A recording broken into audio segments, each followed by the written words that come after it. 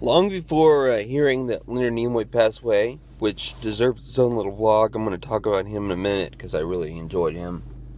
I wanted to do a vlog about Star Wars versus Star Trek, because it gets confused by a lot of people who don't know anything about the mythologies. And there are some reasons why. In corporate America, when you go to a bookstore, in the science fiction section, Star Trek and Star Wars are right next to each other. They're science fiction, but they're two separate genres. They're not the same thing. Commonly, it's lumped together, even by people who don't know anything about it. Sometimes people who do know something about the mythologies will mistaken one for the other, or just say it by mistake or something. I've said it by mistake, and oh my goodness, my daughter just reams me. But I kind of ream myself, and I get mad anyway when people, I don't really get mad. I don't know if I get kind of upset because the two don't go together. I mean, people naturally assume if you like one, then you must like the other. Whenever I told people I'm a nerd, I like geeky things, oh, you must like Star Wars. I kind of do, but I'm not a big fan of Star Wars, really. Out of all the movies, I don't think I've seen any of them all the way through.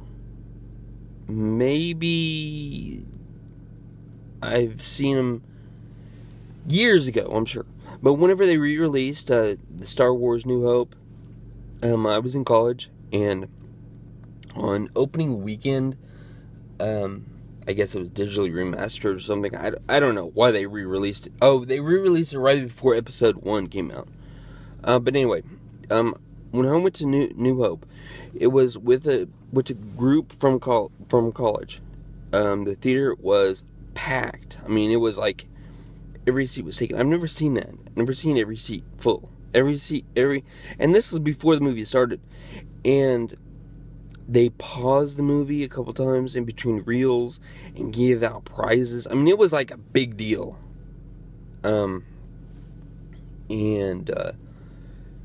People cheered when, I guess, Darth Vader died or something. I don't know what happened. I can't even remember what happened, actually. And I fell asleep in the final fight scene when they're driving the things around the Death Star.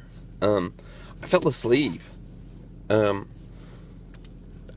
was tired, but also it doesn't interest me, Star Wars.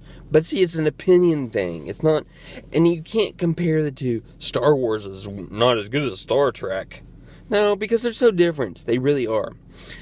The different mythologies. Okay, I've got some reasons why they're different. I think Star Wars is a fantasy, and Star Trek is science fiction. It's more sciencey than fantasy. And I'll tell you why. In they're set. It's where they're set. One of the things is location. Star Trek is set in. It's of course some of the places they visit are made up, of course, but it's grounded on Earth, on San Francisco. That's where the Federation started. That's what's sciencey, because it's a real place. Now, Star Wars, as we know, is in a galaxy far, far away. I mean, sure, there are humans there, but they're not Earthlings. It's in a different place. Place is a big thing. When it takes place, when the actions happen. Long ago. What? Long ago? That's that in a galaxy far, far away. Long ago. Okay, Star Wars supposedly takes place long ago, and that's a mythological time. I mean, it's like not a concrete time. It's when. I don't know. Nobody knows. But Star Trek is started at a particular time. I don't know. I'm not big enough Trekkie, really. So I don't remember when the first warp drive was shot up 22, 3 or 2013. I know Enterprise D crew went back in time and they were with that guy because that was in a movie, but I don't remember. But it was a particular time. That's what's important. It's a particular time frame. One other thing, big thing, huge thing that separates it is the presence of the dark side.